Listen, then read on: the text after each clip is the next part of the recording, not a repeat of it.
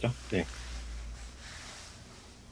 안녕하세요. 저는 프레스티지의 대표원장 이영호라고 하고요. 오늘은 이제 코딩의 아주 최고봉이죠.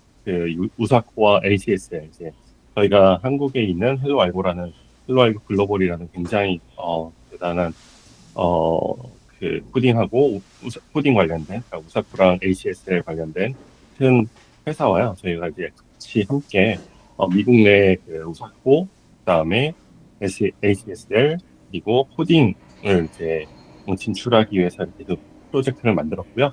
오늘은 특별히 이 많은 학생들을 아이비리그로 보낸 우리 홍성기 소장님 모시고 오사쿠와 LCS에 대해서 그다음에 어떤 식으로 접근을 해야 좋은지에 대한 것들을 좀 진행하도록 하겠습니다. 네, 그러면 홍성기 소장님 나와주시겠어요? 네, 네, 안녕하세요. 잠시만요.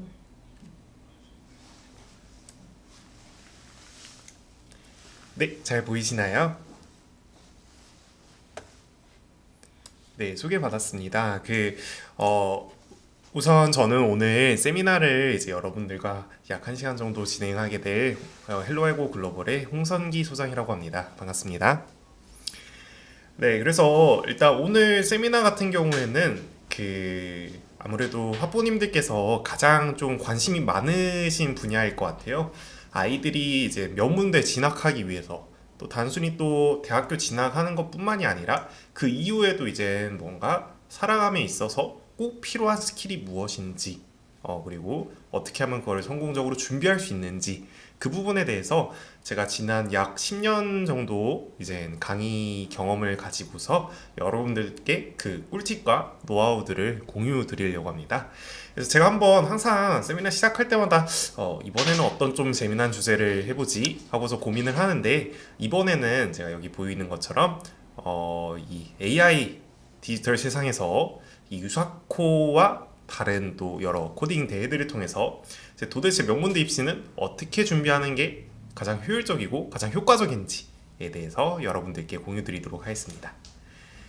자, 그래서 먼저 시작하기에 앞서서 항상 저희가 하는 게 있죠. 저희 헬로알고 글로벌 세미나를 들어보신 분들이라면 아시겠지만, 네, 저희 우수한 실제로 이제 헬로알고를 통해서 이제 학습을 해서 이런 명문 대학교들에 진학한 학생들을 항상 실적을 저희가 이렇게 자랑을 합니다. 그래서 뭐 보이시는 것처럼 뭐 MIT라든지 카네기 멜론이라든지 스탠포드 이런 식으로 굉장히 미국에서 또 컴퓨터 사이언스나 뭐 공과 대학교 이런 곳에서 굉장히 좀 높은 명문대에 이제 진학한 학생들을 많이 보유하고 있는데요. 이따 뒤에서도 또 설명드리겠지만 이러한 학생들 중에 또 일부가 또 실제 저희 헬로알고 글로벌에서 멘토 선생님으로서 또 새로운 또 진로를 또 계획하고 계십니다. 그래서 그 부분도 뒤에서 설명드리도록 하겠습니다. 자, 벌써 1년 반 정도가 지났네요. 아마 다들 아시겠지만 이제는 구글을 상대로 예전에 이 오픈 AI라는 곳에서 챗 GPT라는 거를 발표를 했었죠. 이게 발표되고 나서 굉장한 센세이션을 일으켰어요. 우리나라에도 막 9시에 뉴스에 나올 정도로 큰 화제를 몰았었는데 구글에서는 이것 때문에 이용자 수가 급감하는 현상을 겪었다고 해요. 그래서 코드레드 아주 그 비상 상황을 발령을 했었는데 실제로 이 챗GPT나 이런 AI들의 성능이 비약적으로 발전해서 어느 정도냐고 하면은 제가 한 1년 전 뉴스를 갖고 왔는데 이제 할리우드에서 시나리오나 이 영화 이 작가들이 이제 AI가 이 시나리오나 이런 것들을 쓰기 시작하니까 얘네들이 자기 밥그릇을 빼앗는다. 그래서 파업을 나섰었습니다. 이 정도로 이전과는 비교도 할 수 없을 정도로 그 AI의 성능이라든지 뭔가 경제성 같은 것들이 입증이 되고 있는데요. 사실 요새는 이거보다 더 한 발자국 더 나아갔죠. 아마 관심이 있으신 학부모님들은 다 아시겠지만 챗GPT 뿐만이 아니라 이제 구글에서도 대항마를 내놨습니다. 바드라는 AI가 있고요. 또 이 오픈 AI와 구글 이외에도 뭐 페이스북 메타라든지 아니면 다른 여러 IT 기업들에서도 너도 나도 자신들만의 그 AI와 그리고 서비스들을 내놓기 시작했습니다. 이러한 요새 트렌드가 되는 AI들을 통틀어서 저희가 생성형 AI라고 하는데요. 이거에 대해서 좀 생소한 분들도 계실까봐 제가 간단히 설명드리면 생성형 AI는 Generative AI라고 해가지고 말 그대로 뭔가를 만들어내는 친구입니다. 예를 들어서 챗GPT 같은 경우에는 뭔가 저희가 타이핑을 하면은 그거에 맞는 답변을 만들어내는 친구였죠. 근데 이런 챗GPT 뿐만이 아니라 뭐 미술 작품, 뭐 최근에는 어떤 예술 작품 대회에서 그 1등을 한 작품이 알고 보니 사람이 그린 게 아니라 AI가 그린 거였다. 뭐 이런 일도 있었죠. 또는 뮤직 컴포지션, 그러니까 작곡. 뭐 요새 유튜브 같은 거 들어가 보면은 과거에 있었던 아주 그 전성기 시절의 가수들의 목소리를 가지고 최신곡들을 부르는 이런 커버 같은 것도 굉장히 많이 나오고 있습니다. 그런 서비스들이 전부 이제 이 제너레이티브 AI를 이용한 서비스들인데요. 이게 이제 최근 들어서 챗GPT 이후에 뭔가 그 다음 세대의 AI로 굉장한 화제와 굉장한 관심을 받고 있습니다. 자, 그렇다면은 이런 제너레이티브 AI에 대해서 왜 이야기를 하느냐? 바로 이러한 세상의 변화가 결국에는 대학에서, 미국 명문 대학교에서 원하는 학생들의 인재상과 직관되어 있기 때문입니다. 그래서 예를 들어서 이런 AI의 사례를 또 하나만 보시면 좀 체감으로 와닿지 않는 분들을 위해서 제가 또 하나 준비를 했는데요. 얼마 전에 제가 또 뉴스를 보다 깜짝 놀랐었는데 이그 뉴스의 아나운서가 이제 앞에서 말씀드린 생성형 AI를 통해서 이제 만들어진 거라고 하더라고요. 생각을 해보면은 이제 아나운서의 역할이라는 거는 뭔가 이 시청자들에게 신뢰감을 주고 뭔가 정확한 딕션과 이제 웃는 얼굴 이런 걸로 정확한 정보를 전달하는 역할이잖아요. 그런 거는 사실 감정을 가지고 있는 사람들보다 이제 그 감정을 훌륭하게 표정으로 또 표현할 수도 있고 또 발음도 아주 정확한 AI를 사용하는 것이 훨씬 더 경제적일 수 있겠죠, 방송국 입장에서는. 그래서 이 정도로 AI에 대한 어떤 관심도라든지 신뢰성이 오른 상태다라고 볼 수 있습니다. 이렇게 그럼 바뀐 세상에서 과연 어떻게 해야 하느냐? 많은 학부모님들이 그러면 이런 생각을 가끔 하시는 분들이 계세요. 요새는요, 선생님, 코딩 같은 것도 다 인공지능이 하나하나 다 알아서 해줘가지고 개발자들이 하나도 필요 없어진다는데 그러면은 이제 이런 뭐 소프트웨어 교육이라든지 이런 코딩 같은 거 전혀 배울 필요 없는 거 아닌가요? 라고 하시는데, 이거는 굉장히 잘못된 생각입니다. 이젠 우리가 코딩을 배운다는 것 자체가 뭔가 어떤 프로그램을 만든다는 의미도 있지만 조금 다른 의미라고 생각을 하면 좋을 것 같아요. 뭐냐면은 이런 디지털 세상에서 살아남기 위한 어떤 기본적인 문해력을 기르는 것이다. 그래서 여기 적어놨는데 뭔가 창의적이고 혁신적인 적용을 위해서는 이런 소프트웨어와 알고리즘 학습이 반드시 필요하다라고 이렇게 되어 있죠. 쉽게 비유를 하나 드릴게요. 뭐 예를 들어서 영어를 배우는 이유가 뭘까요, 학부모님들? 영어를 배우는 게 영문학과 막 가서 뭐 예전에 이제 고문서 이런 것들 연구하고 아니면 문학 작품들 연구하기 위해서 영어를 배우는 것일까요? 그게 아니죠. 영어를 배워야만 이 글로벌 세상에서 다양한 정보들을 이제 제가 읽고 이해할 수 있고 뭐 이런 거를 사용하는데 이제 필요한 문해력을 기를 수 있는 거잖아요. 코딩도 똑같습니다. 이 코딩이랑 이런 인공지능에 대한 기초적인 학습 없이는 이러한 인공지능 툴들이 아무리 좋은 게 많이 있다고 한들 그거를 제대로 활용하고 또 자신에게 맞게 적용하는 게 불가능하겠죠. 제가 이렇게 또 말로만 하면은 이제 또 잘 안 와닿을 수 있으니까 실제 학생들의 사례를 몇 가지 또 준비를 했습니다. 여기 있는 사례는 또 이제 코딩을 아주 잘하는 학생들이 아니라 좀 평범하게 이제 좀 어렸을 때 좀 관심을 가지고서 이제 하다가 이제 한 10학년쯤 되니까 나 이제 이런 프로젝트도 하고 싶은데 하면서 실제 저와 같이 학습을 진행했던 학생들의 사례예요. 그래서 여기 보시면은 2024년 올해죠. UIUC랑 그 GA 테크 이쪽에 이제 메카니컬 엔지니어링 쪽으로 진학을 하게 된 학생인데요. 이 친구는 코딩을 말씀드렸던 것처럼 잘하는 학생은 아니었어. 아주 뛰어나게 잘하는 학생은 아니었고 뭐 예를 들어서 유사코 실버 정도, 유사코가 뒤에서 말씀드리겠지만 실버 정도라고 한다면은 브론즈, 실버, 골드, 플래티넘 이렇게 4가지 단계가 있으니까 아주 높은 단계는 아닙니다. 그리고 ACSL에서도 올스타전 진출할 정도의 이제 성적을 가졌던 학생이에요. 이 친구는 근데 뛰어난 성적은 아니지만 자기가 좀 아이디어가 굉장히 많이 있었어요. 특히 이제 메카니컬 엔지니어링이라고 하니까 이런 공학적인 아이디어를 많이 가지고 있었는데 생성형 AI를 이용해서 여러 가지 프로젝트들을 진행을 했거든요. 예를 들어서 여기 왼쪽에 보이는 이 자전거 보이죠? 이 친구가 또 자전거를 타는 걸 굉장히 좋아하는데 이 자전거 디자인하는 거를 내가 뭐 예를 들어 원하는 그 치수라든지 바퀴 크기라든지 이런 것들 색깔이라든지 이런 것들을 입력을 하면은 알아서 애가 좀 만들어질 수 있게끔 하는 프로그램을 만들었습니다. 이것도 본인이 스스로 다 코딩을 한 건 아니고 이제 세상에 나와 있는 여러 가지 좋은 생성형 AI들을 조합을 해가지고 만든 것이거든요. 또 비슷하게 이제 오른쪽에 있는 건 어떤 거냐면은 자기 학교에서 이제 코딩 클럽 같은 거를 진행하면서 이제 코딩 질문들을 이제 주고받고 할 수 있는 이런 질문 포럼을 만들었는데 이거에 학생들이 매번 답변을 하기 힘들잖아요. 그래서 어떻게 했냐면 여기 아래에 좀 보이실지 모르겠는데 AI 봇, 사실 이게 챗GPT거든요. 챗GPT랑 연결을 해가지고 학생들이 질문 게시글을 올리면은 그거에 대한 답변을 챗GPT가 바로바로 실시간으로 여기 보이시죠? 17초에 올렸는데 29초, 그러니까 12초 만에 답변을 달아주는 그런 포럼 사이트를 만들었어요. 그래서 이것도 굉장히 좀 학교 내 코딩 클럽에서 많이 활발하게 사용했고 했는데 이런 여러 생성형 AI를 통한 프로젝트를 진행했고 제 생각에는 이게 조금 이 친구의 약간 특장점이 된 것 같아요. 대학 입시에 있어서. 그래서 이렇게 본인이 원하는 학과 좋은 대학교를 진학할 수 있었다라는 사례를 공유드립니다. 또 하나 더 있습니다.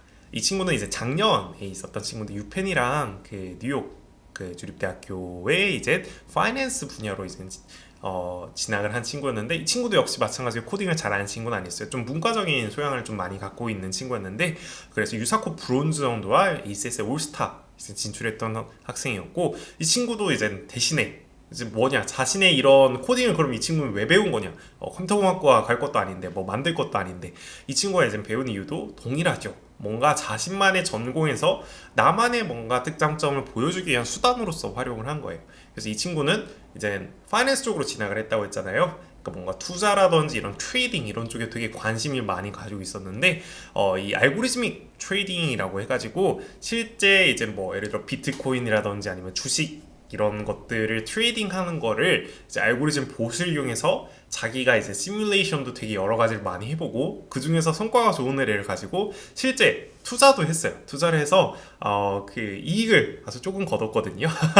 근데 이제 학생 수준에서는 그런 것만 하더라도 굉장히 좀 이 친구 이런 거에 되게 관심을 많이 가지고 있고 이런 최신 기술로 다 무장이 된 학생이구나 라는 거를 대학교에 어필할 수 있겠죠. 그래서 지금 말씀드린 것처럼 이런 학생들의 사례가 비단 이 한둘의 애기에서 그치는 게 아니에요. 이 미국 대학에서도 이러한 이 세상의 변화를 누구보다도 빠르게 인지를 하고 있거든요. 그래서 이제 컴퓨터 사이언스라는 게 단순히 직업을 갖기 위해서 이제 우리가 필요하다라고 하는 게 아니라 뭔가 파운데이션을 기본적인 뭔가 새로운 시대를 살아가는 사람들의 소양이다. 영화와 같은 것이다. 글로벌 시대를 살아가는 사람들을 위한 영화와 같은 것이다. 라고 꼭 학부모님들이 이해를 해주셨으면 합니다. 자, 그렇다면은 이게 도대체 여기까지는 알겠어. 우리 세상이 변했다는 것도 알겠고 미국 대학교에서도 원하는 인재상이 바뀌었다는 것도 알겠다. 그렇다면 이제 우리가 이 미국 명문대를 들어가는 게 목표잖아요. 어쨌거나 1차적으로 이 들어가기 위해서는 도대체 무엇을 해야 하는가? 그 부분에 대해서 이제 설명을 드리도록 하겠습니다. 흔히들 이제 미국 명문대 입시를 위해서는 다음과 같은 어떤 요소들이 큰 작용을 한다고 하는데요. 먼저 이 가장 아래에 있는 아카데믹과 테스팅 이 부분은 뭔가 학업 성적, GPA 이런 것들이죠. 이거는 우선 명문대를 지원을 하기 위한 꼭 필요한 조건. 이제 이게 충분한 조건은 아니잖아요. 이 충분한 조건이 되기 위해서는 그 위에 있는 여러 가지 액티비티라든지 아니면 recognition이라고 불리는 어떤 수상이라든지 인증이라든지 이런 것들을 받는 것이 필수적으로 필요합니다. 그래서 이 아카데믹과 테스팅 부분 방금 말씀드렸던 것처럼 뭐 SAT, GPA 이런 것들이 있는데 대부분의 대학교에서 이미 상향 평준화가 될 대로 되어 있어요.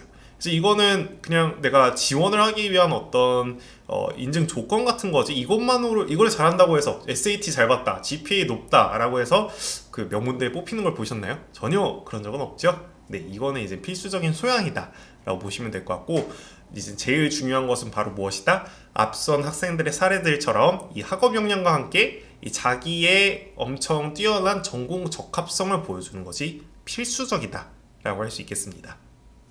자, 그래서 이 그 전공 적합성을 보여주는데 가장 좋은 도구가 무엇이냐? 제가 생각하기에는 이 계속 제가 빌드업을 했는데 앞에서 설명드린 생성형 AI와 이런 코딩 관련 프로젝트들이 굉장히 훌륭한 도구예요. 왜냐면 이거는 아주 다재다능하고 어떤 것들로든 변경이 가능하거든요. 예를 들어서 여기서 여러분들께서 좀 처음 들으시면 깜짝 놀라실 수도 있는데 2023년에 이제 MIT 미디어 이제 그 랩에 진학을 한 이제 아트 전공하는 학생이 있었어요. 이 친구 이제 10학년 때 저와 같이 배웠는데 이제 코딩 그냥 단순히 그림 그리고 이런 전통적인 이런 미술 공부에서 벗어나가지고 코딩을 통해서 이제 제너레이티브 아트라는 또 분야가 있거든요. 지금 오른쪽 위에 막 그림이 막 이렇게 움직이고 있는데 이 학생이 코딩을 가지고서 만든 미술 작품이에요. 이제 직접 이제 움직이는 어떤 이런 제너레이티브 아트라는 분야의 이제 작품인데 이거를 이제 이 학생이 열심히 코딩 공부하면서 유사코 실버 취득하고 뭐 그리고 또 이러한 작품을 통해 가지고 또 그 미국에서 진행하는 아트 어워드에서 또 주 1위를 또 차지했습니다. 그래서 결국에는 이 친구가 이제 MIT 진학을 성공했다라고 말씀드릴 수도 있을 것 같고요. 되게 제가 사례를 많이 가지고 왔죠. 아무래도 이제 사례를 여러분들께 많이 보여드려야 우리 아이 이런 쪽 전공 생각하고 있는데 그러면은 이런 것도 우리 할 수 있지 않을까? 라고 학부모님들께 좀 더 와닿을 것 같아서 제가 사례를 좀 많이 준비를 했습니다.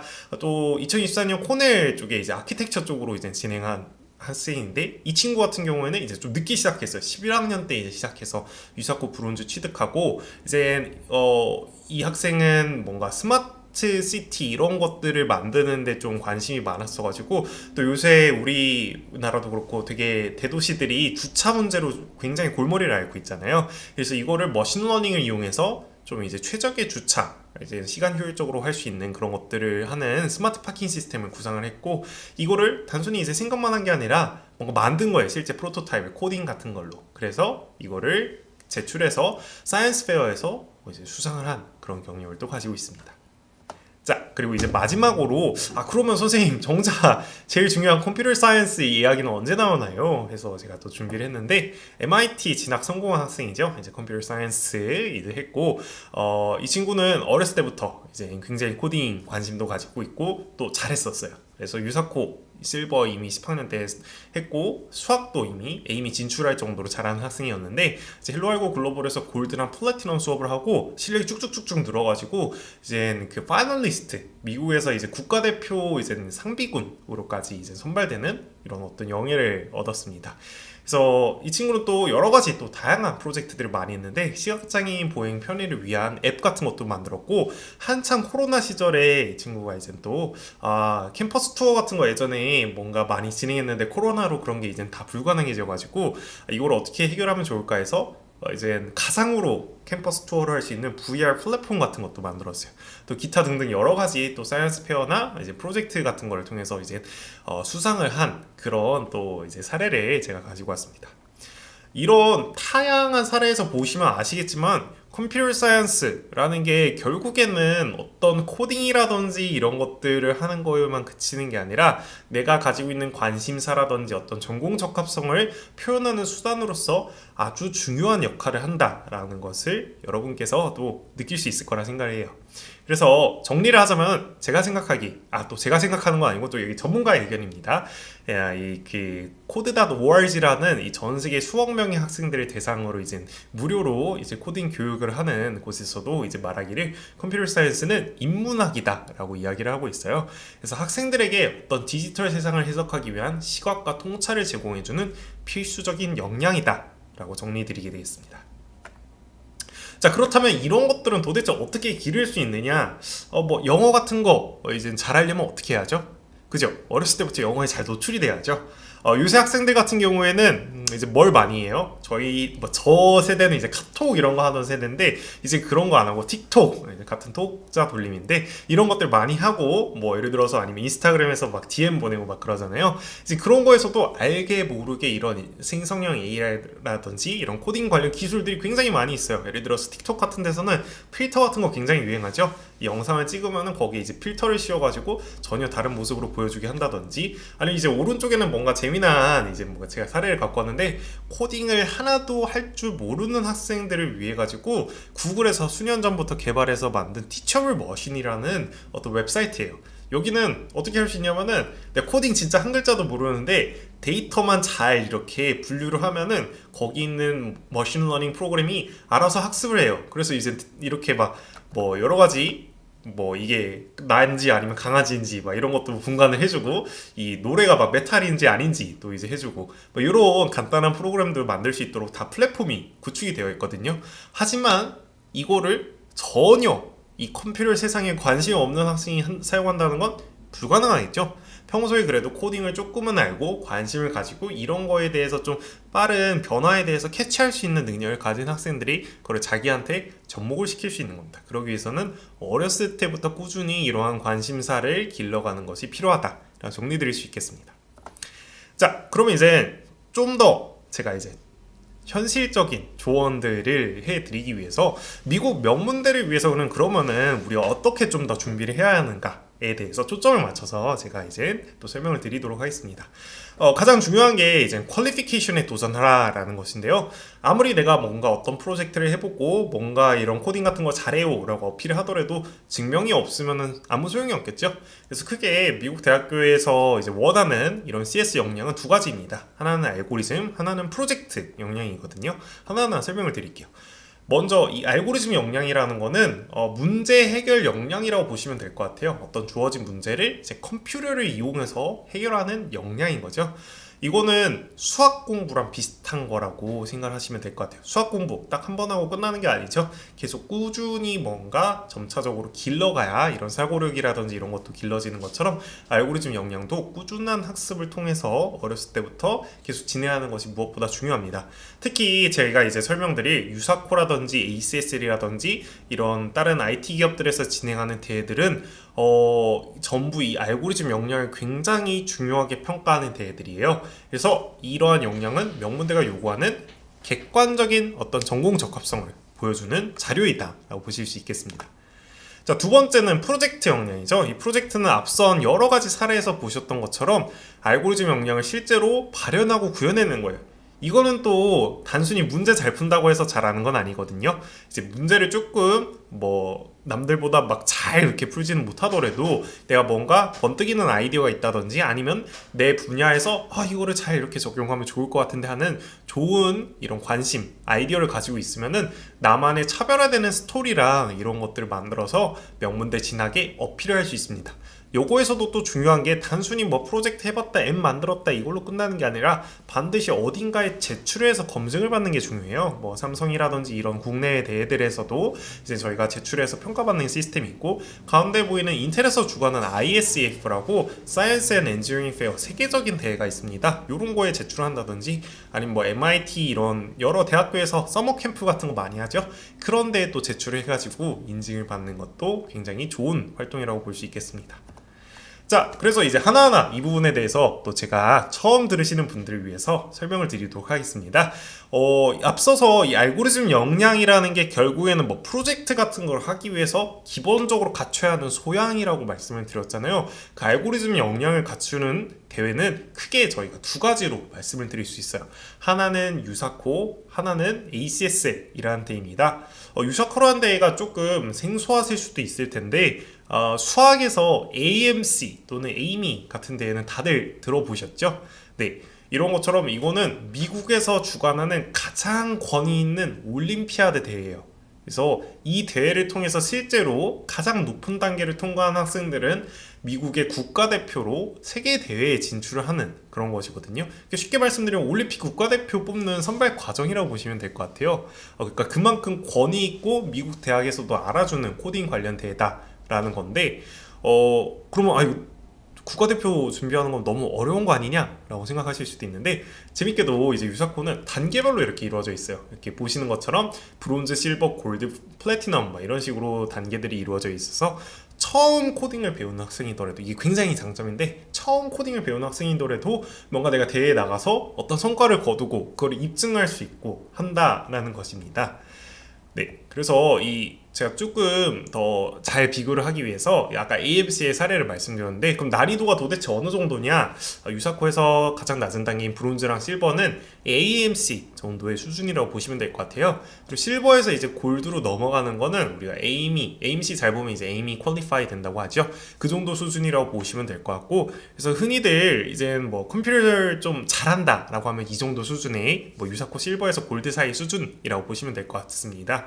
그리고 이제 뭔가 내가 진짜 컴퓨터를 열심히 한다, 와 나 이거 컴퓨터 사이언스 쪽 아니면 딴 데 아무 데도 안 가 하는 학생들은 더 열심히 공부하겠죠. 그 친구들 이제 플래티넘 이 정도 단계까지 가는데, 에이미 통과해서 USA모 나갈 정도의 수준이다 라고 보시면 될 것 같습니다.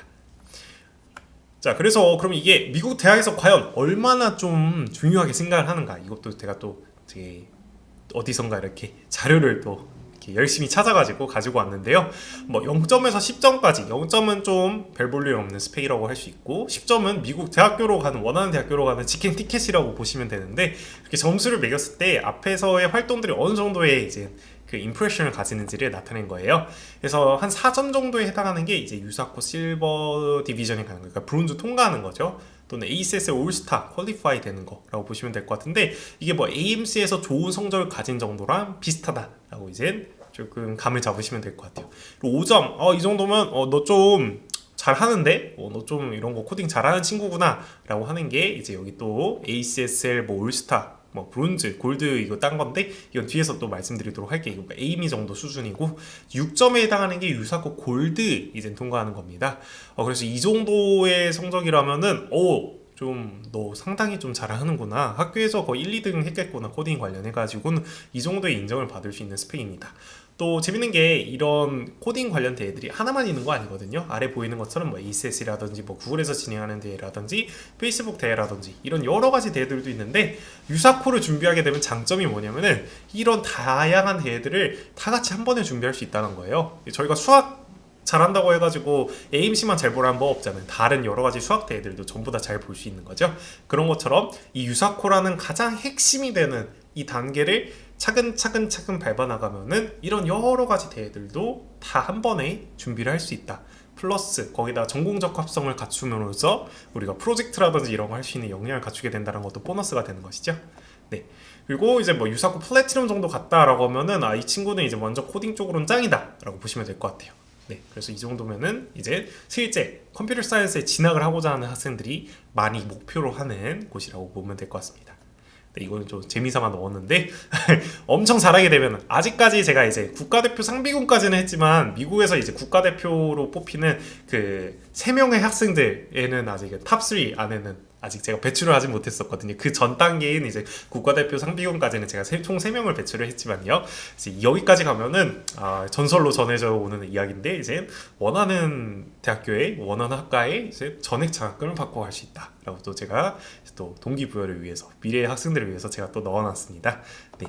그래서 제가 이제 여기까지 또 유사코 관련해서 설명을 드렸는데, 그럼 도대체 어떤 식으로 준비를 해야 하는가? 어렸을 때부터 차근차근 하는 게 무엇보다도 중요합니다. 이게 짧은 시간 막 한다고 해가지고 막 성적을 낼 수 있는 그런 건 아니거든요. 수학이랑 비슷하다고 생각을 해주시면 될 것 같아요. 차근차근 조금씩 다른 공부도 하면서 이제 준비를 하는 건데, 먼저 BCS 전공 목표 학생들은 보통 이제 7, 8학년 때 많이 시작들 하세요. 지금 저희가 4월이니까 이때 이제 만약에 시작을 한다고 가정을 하고 말씀을 드릴게요.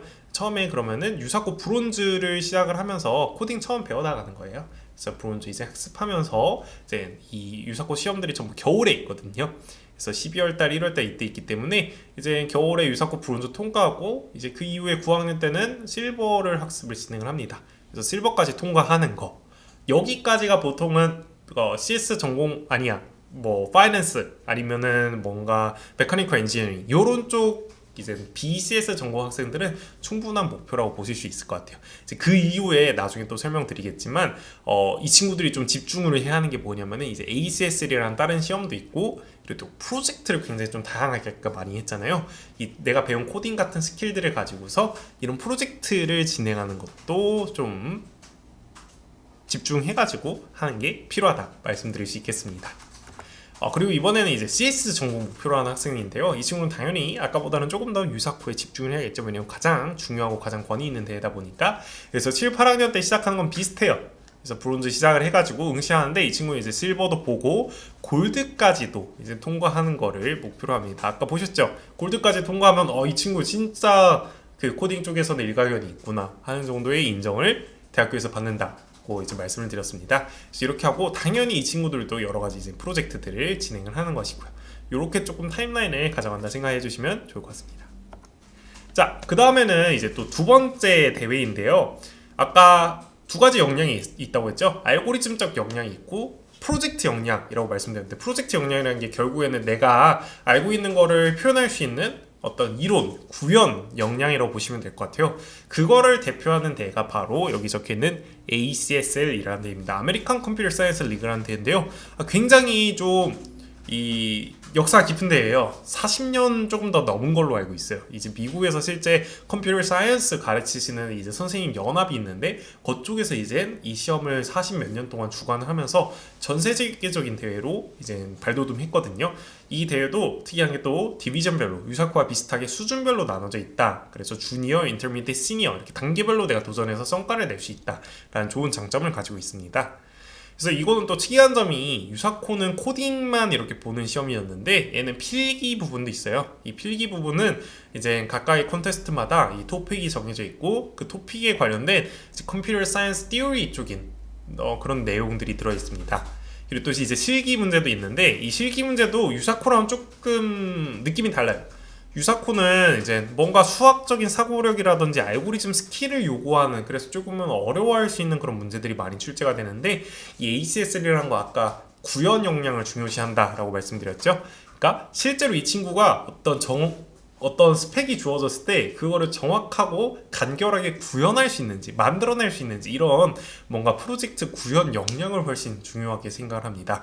그래서 어떻게 보면은 유사코에 비해 진입 장벽이 낮다고 할 수 있어요. 학생들이 훨씬 좀 더 준비하기 수월해 하거든요. 특히나 또 필기 부분 같은 경우는 코딩 하나도 모르는 상태에서도 처음에 가볍게 접근할 수 있는 거잖아요. 그래서 유사코에 비해 상대적으로 준비 기간이 짧고 수상이 용이하다. 그래서 ACSL과 유사코 두 마리 토끼를 다 잡아가는 게 필요하다라고 할 수 있습니다. 그래서 이 미국 대학에서 그럼 ACS를 얼마나 중요하게 생각하느냐? 이 ACS라는 게 아까 그 세 디비전이 있다고 했잖아요. 그 시험이 이제 여러 예선전이 있는데 그 예선전을 거치고 나면은 올스타전이라는 이 결승전, 세계 결승전에 초대를 받습니다. 거기 진출을 하는 것이 이제 유사코 실버 정도의 난이도라고 보시면 될 것 같아요. 그러니까 아주 어려운 시험은 아닌 거죠. 여기 진출하는 것까지는요. 그래도 이제 우리가 이런 구현 역량을 보여주는 걸 어필할 수 있다라는 이제 이야기고 이제 실제로 그 올스타전에서 근데 메달을 받는 건 또 다른 얘기예요. 그거는 좀 굉장히 좀 어려울 수 있어요. 왜냐면 전 세계 잘하는 학생들이랑 경쟁을 하는 거다 보니까. 그래서 거기에서 브론즈에서 골드 메달을 가지는 건 이제 에임이 진출한 것과 비슷한 그런 정도의 성적이다 보시면 될 것 같습니다. 그리고 이제 골드 정도 이제 메달을 가지는 거는 유사코 골드 정도 이제 하는 친구들이 이제 보통은 성취하는 목표라고 보시면 될 것 같아요. 자, 그래서 이제 말씀드린 거가 이제 크게 두 가지였어요. 이제 미국 대학교에서는 이제 이러한 큰 흐름을 다시 한번 제가 리뷰를 하면은 세상이 변하고 있다. 이런 생성형 AI라든지 이런 것들을 사용하는 뭐 어떤 프로그램이라든지 서비스들이 많이 생기고 있다. 미국 대학교에서도 그거를 굉장히 중요하게 보고 있고 이러한 학생들이 대학교에 오기를 원하고 있다. 그렇다면 그거를 무엇으로 평가하는가? 그 바로 알고리즘 역량과 프로젝트 역량이라고 했습니다. 그래서 그 양대 산맥인 유사코와 ACSL 대회에 대해서 설명을 드렸는데요.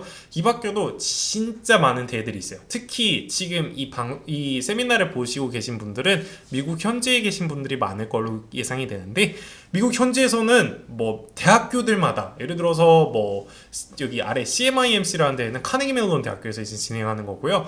또 스탠포드에서 진행하는 대회도 있고 유펜에서 진행하는 진행하는 대회도 있고 코딩 대회들이 대학마다 거의 다 웬만하면 있습니다.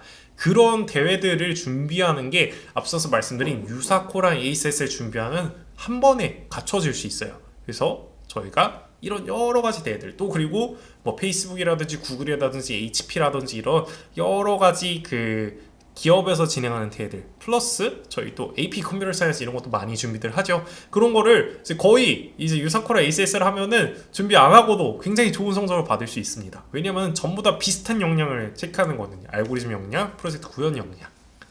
그래서 이런 등용문이 된다라는 거였고 또 강조드렸던 프로젝트를 위한 구현 역량을 기르는데 필수적입니다. 저희가 아무것도 코딩도 할 줄 모르고 아무것도 모르는데 갑자기 뭔가 내 전공에 걸맞는 프로젝트를 만드는 건 불가능하겠죠. 당연히 ABC 알고 기본적인 회화는 되고 회화하는 거잖아요. 영어를 잘하기 위해서는. 그래서 그런 것처럼 이런 기본적인 코딩 스킬을 쌓고 나면은 앞서서 말씀드렸던 뭐 아트라든지 아키텍처라든지 아니면 여러 가지 또 아래 사례들을 제가 또 이렇게 적어놨는데 한번 보시면은 이런 것들 우리 학생들, 우리 아이들한테도 좀 이런 것도 프로젝트 해보면 굉장히 좋을 텐데 하는 것들이 있을 거예요. 이런 것들을 갖추기 위해서는 앞선 그런 대회들을 준비하는 게 꼭 필수적이다라고 정리해드리겠습니다. 네, 그래서 실제 이건 제가 ACSL 시험 문제를 갖고 온 거예요. 얼마나 이게 좀 프로젝트랑 관련이 있는지. 예를 들어서 실제 시험에서 나온 사례인데 왼쪽에 보면은 체스판이 주어져 있죠. 이 체스판에 있는 어떤 상황을 주고서 이거에 대해서 뭔가 시뮬레이션을 하는 문제가 주어졌어요. 또 오른쪽에 보면은 저희가 많이 사용하는 그 퍼즐 있잖아요. 그림 맞추는 퍼즐 이렇게 옮겨가면서 그거를 맞추는 어떤 알고리즘 같은 거를 만드는 그런 문제였는데 실제 보면 아시겠지만 뭔가 일상생활이랑 굉장히 밀접한 연관이 있죠. 뭔가를 만들어내고 뭔가를 구현하는. 그래서 이런 것들을 하면 자연스럽게 프로젝트를 위한 역량도 갖춰지더라. 플러스 수상 실적도 이제 굉장히 빵빵해지더라 라고 말씀드리겠습니다. 그래서 이런 그 ACSL 같은 경우는 어떻게 준비를 해야 하는가? 뭔가 기본 주축이 되는 건 유사코예요. 유사코를 하면서 아까 말씀드렸던 이런 필기적인 부분이라든지 아니면 ACSL 시험에 좀 특화된 부분 같은 경우에는 그 시험 전에 조금씩 준비를 하면 되는 겁니다. 그래서 유사코를 기본적으로 베이스로 가져가되 이제 이 시험도 역시 12월 달부터 한 4월 달까지 지금 한참 보고 있거든요. 그 겨울에서 봄까지 이어지기 때문에 이제 그 들어가기 전에 이제 뭐 ACSL 주니어를 처음에 이제 응시를 하고 그 이후에는 이제 비전공 이제 학생들 같은 경우는 인터미디에이트 응시한 다음에 아까 보면 유사코 실버까지만 하고 골드는 안 받잖아요. 그럼 뭘 하느냐? 대신에 이제 ACSL 쪽을 조금 더 집중적으로 준비를 합니다. ACSL 시니어 가장 높은 단계를 준비하는데 왜냐면 이 친구들이야말로 좀 프로젝트 능력이라든 알고리즘 능력, 그 수학적인 능력은 좀 상대적으로 덜 중요할 수 있겠죠. 컴퓨터 사이언스 준비하는 친구들에 비해서는. 근데 이전 프로젝트 구현 능력이라든지 이런 것들은 똑같이 중요하기 때문에 이런 ACSL 같은 경우는 쭉 이어서 학습을 한다. 그러면서 다른 프로젝트들도 준비한다 라고 볼 수 있겠습니다. 그러면 이제 CS 전공 학생들은 어떻게 하느냐? 이게 또 CS 전공 학생들은 유사코가 메인이에요. 계속 중요하게 말씀드리지만 유사코 메인으로 하면서 ACSL에는 그 평소에 유사코 준비하던 실력으로 조금씩 한 3개월 정도만 이제 준비를 해서 시험을 보는 거예요. 그래서 이 친구들 시니어 이제 응시하는 것까지 되어 있고 뒤에 또 제가 이렇게 해놨는데 대학별로 이 CS 대회들이 있다고 했죠. 뭐 카네기 멜론, 스탠포드, 뭐 UIUC 막 이런 대회들이 있는데 그거에 이제 응시를 하는 것까지. 최종 목표로 갖춰주면 되겠습니다. 자, 생각을 한번 해보세요. 미국 대학교 입장에서 이 친구 막 굉장히 그 수상 실적도 화려하고 프로젝트들도 다양히 했고 심지어 내가 지금 지원하려는 그 과에 이제 연관되어 있는 자기 대학교에서 주최하는 대회도 수상을 했어요. 그러면은 이거보다 이제 이뻐 보이는 학생이 없겠죠. 미국 대학교 입장에서는. 네, 그래서 요거를 목표로 준비를 하면은 원하는 목표에도 충분히 도달할 수 있다라고 강조드리겠습니다. 자, 그래서 제가 굉장히 좀 길게 이렇게 좀 말씀을 드렸는데 정리를 그래서 또 해드릴게요. 정리를 하면은 이것만 기억해 주시면 돼요. 헬로엘고 글로벌에서 이제 전공 적합성 학습을 목표로 이제 준비를 한다라고 하면은 유사코, 실버에서 골드 이상 이렇게 나눠놓은 이유는 내가 CS 전공할 거 아니다. 오케이, 그러면 실버까지. 내가 CS 전공이나 뭐 아니면 공대 이런 좀 연관된 쪽으로 가고 싶다. 그러면은 골드 이상까지 준비하는 걸 목표로 해야 한다. 플러스 ACSL 올스타전, 아까 그 전세계 결승전 같은 거 있다고 했죠. 거기서 실버 메달 이상을 목표로 하자. 또 대학이나 기업에서 주최하는 대회에서 한 번 이상 수상을 하자 라고 하는 겁니다. 여기 위에까지가 이제 수상 관련된 내용이고 아랫부분은 개인별 프로젝트 제 생각에는 최소 2개 하면은 조금 허전하죠. 뭔가 부족하기 때문에 개인별 프로젝트 2개 이상 하는데 이걸 뭘 기반으로 당연히 내가 가진 이 전공 관련된 영역이랑 이 컴퓨터 사이언스 코딩 이 결합을 한 프로젝트를 가지고서 2개 이상을 진행하고, 이거를 단순히 또 하고만 끝내는 게 아니라 어떤 프로젝트 대회라든지 이런 데 나가서 한 번 이상 수상을 하는 게 아주 베스트 시나리오다 라고 정리드리겠습니다. 자, 그래서 이제 정리를 하자면은 이제 저희가 그러면은 이렇게 이런 아주 또 막상 듣고 나니까 뭔가 쉬워 보이면서도 또 어떻게 또 이걸 준비를 해야 할지 좀 막막한 기분이 드실 수도 있을 것 같아요. 그러기 때문에 이제 또 저희 헬로알고 글로벌이 있는 거지 않겠습니까? 저희 이제 헬로알고 글로벌은 이제 대한민국 1위를 넘어서 전 세계 1위를 향해 이런 컴퓨터 사이언스 분야에서 전문가가 되기 위해서 이제 여러분들과 또 여러분들의 학생들과 함께 이렇게 또 교육을 계속 지속하고 있습니다. 그래서 저희 수상 실적을 또 이렇게 또 자랑을 드리면은 아까 말씀드렸던 것처럼 국가대표 상비군 한국인 학생 3명 이제 배출했는데 가장 높은 단계예요. 이 유사코 플래티넘 그 이상의 단계인데, 제가 알기로는 대한민국에서 저희를 제외하고서는 아직 국가대표 상비군 과정을 이제 배출해낸 곳이 없다고 알고 있거든요. 그리고 또 플래티넘 8명, 골드 40명, 실버 106명 이 정도로 굉장히 우수한 유사코 성적을 가지고 있다라고 이렇게 말씀드리겠습니다. 또 ACSL 같은 경우에도 수강생들의 90% 이상이 아까 말씀드렸던 올스타전 진출하는 거를 성공을 했어요. 그래서 시니어에서 수상, 이제 인터미디에이트 수상, 주니어에서 수상한 학생들이 가까이 이렇게 있고, 또 이러한 학생들의 결과가 모여서 결국에 앞서 말씀드렸던 것처럼 MIT, 스탠포드, 카네기 멜론, 예일, 옥스퍼드 굉장히 내노라는 그런 학교들에 진학을 하였습니다.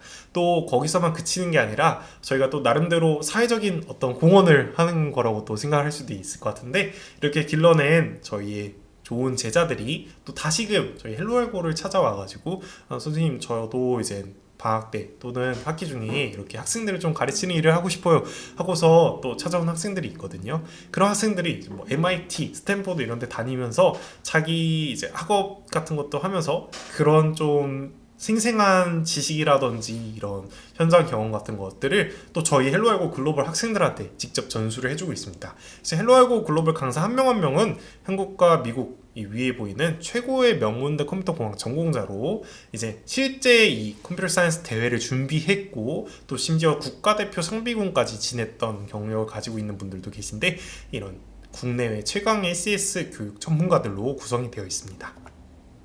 그래서 그럼 그분들을 이제 마지막으로 소개해드리면서 한번 세미나를 마쳐보려고 하는데요.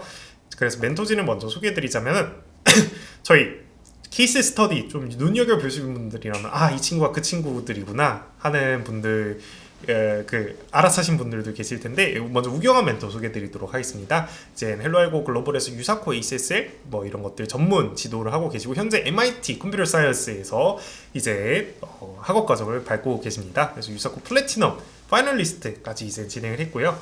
잠시만요, 물 좀 한 모금 마실게요. 제가 너무 열심히 이야기를 했나 보네요. 그래서 이 친구 지금 MIT에서 이제 또 대학원 준비를 하고 있는데, 또 저희 헬로알고 글로벌과 함께 여러 우수한 학생들을 길러내고 있습니다.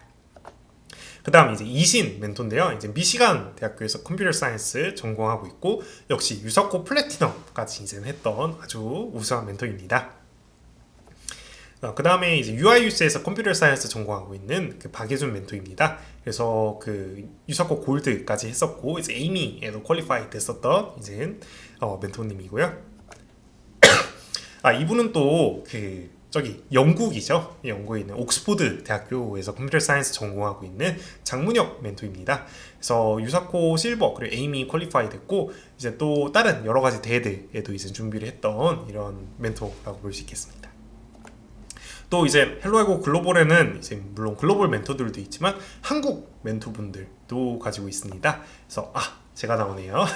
저는 이제 좀 소개가 늦었는데, 이제 서울대학교를 이제 졸업을 하고 이제 이런 유사코라든지 ACS라든지 이런 다양한 국내의 컴퓨터 사이언스 목표로 하는 친구들과 열심히 좀 준비를 하면서 지난 몇 년 동안 이제 국가대표 상비군도 배출을 했고, 그리고 앞서서 글로벌 멘토들을 소개를 했잖아요. 다 제가 이제 지도했었던 제자들이거든요. 몇 년 전에. 그래서 그런 전문 멘토들과 수상자들 다수 배출을 했다라고 볼 수 있겠습니다. 네. 홍선기 교육연구소장입니다. 네, 반갑습니다.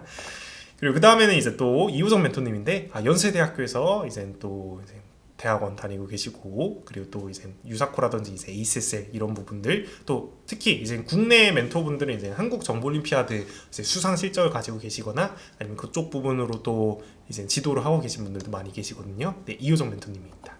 그리고 김진우 멘토님으로 이분은 또 특이한 경력을 가지고 있는데 삼성 디스플레이에서 소프트웨어 엔지니어로 근무하셨던 분입니다. 그래서 연세대학교 컴퓨터과학과 이제 하셨고 또 이제 실제 여러 가지 프로젝트라든지 이런 부분들에서도 굉장히 좀 저희가 도움을 드릴 수 있겠죠. 네, 그래서 김진우 멘토님 소개도 드리고요.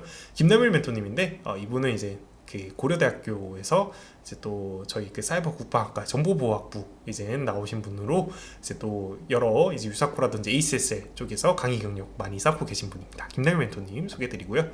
또 박미수 멘토님도 비슷하게 경기과고 출신의 이제 고려대학교 이제 정보보호학부 이제 나오신 분입니다. 제가 여기가 이렇게 하나하나 좀 설명드리니까 너무 이렇게 다들 수상 실력이라든지 학교라든지 아니면 이런 강의 경력이 출중하신 분들이어서 굉장히 많은데 조금 빠르게 넘어가도록 할게요. 제한재 멘토님도 비슷하게 이제 또 저희 그 국내 멘토로 활동 중인 분들이고요. 이재주 멘토님도 굉장히 또 이제 학생들, 어린 학생들 특히 좀 잘 이렇게 케어해 주시는 분으로 되게 유명하신데 이 성균관대학교에서 이제 박사과정 밟고 계시고 이제 유사코라든지 ACSL 쪽도 전문 지도로 하고 계십니다. 그리고 마지막으로 이제 신우석 멘토님 계신데 신우석 멘토님도 성균관대학교 역시 이제 동창 분이시고요. 이런 또 국내외 이제 여러 가지 대회들 준비해 주시고 계십니다. 네, 그래서 저희가 이제 여러 가지 또 수상 실적과 여러분들께 알짜 정보들을 드리려고 이제 굉장히 좀 쉴 새 없이 달려왔는데 잘 전달이 되었으면 하는 마음이 있네요. 그래서 너무 또 제가 열심히 말하는 바람에 좀 놓치거나 좀 이렇게 잘 이해하지 못하신 부분이 있다면은 저희가 끝나고 이 오른쪽에서 또 잠시 동안 이제 이렇게 질문 이제 편하게 드릴 수도 있고 또 아니면 아래에 보이시는 것처럼 그 저희가 직접 학원으로 또 소통할 수 있는 주소가 있습니다. 또 미국에 계신 분들이라고 한다면은 좀 아마 그거가 이제 국내 주소다 보니까 좀 연락하기 어려우신 분들도 계실 수 있을 것 같아서 저희가 끝나고 나서 이 채팅창에 또 미국으로 전화를 주신다면은 어디로 전화를 주시면 되는지 또 적어두도록 하겠습니다. 그리고 또 이 세미나 자료 같은 경우에는 저희 또 헬로알고 글로벌 채널에 이제 녹화본이 올라가니까 그것도 한번 꼭 틈틈이 보시면서 주변에 꼭 이번 세미나 너무 좋았는데 아쉽게 빠지느나 못 봤다 하시는 분들이 있으면 이렇게 좀 소개도 많이 주시면 감사하겠습니다. 네, 그러면 이상으로 세미나를 마치도록 하겠습니다. 헬로알고 글로벌의 홍상기 소장이었습니다. 감사합니다.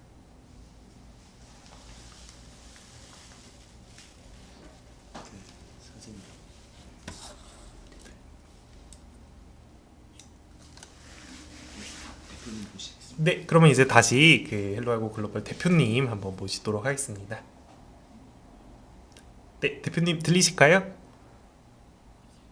네. 안녕하세요. 네.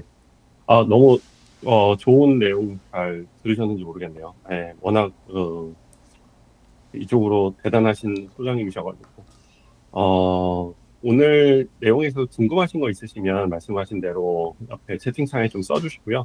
만약에 다른 어떤 미국 내로 연락을 하고 싶으시면 저희가 전화번호를 하나 알려드릴게요. 네, 잠시만요. 카톡창에다 적어드릴 텐데요. 1866에 800에 4800번. 네, 여기가 프레스티지 대표 전화번호고요. 네, 이쪽으로 연락을 주시면 연락을 주셔서 어느 센터든 가까운 지역에 연락하시면 관련된 내용을 좀 받을 수 있을 겁니다. 네. 그리고 지금 뭐 궁금하신 거 있으시면 채팅창에서 올려주시겠어요? 그러면 우리 홍 소장님께서 아마 답변해드릴 것 같습니다.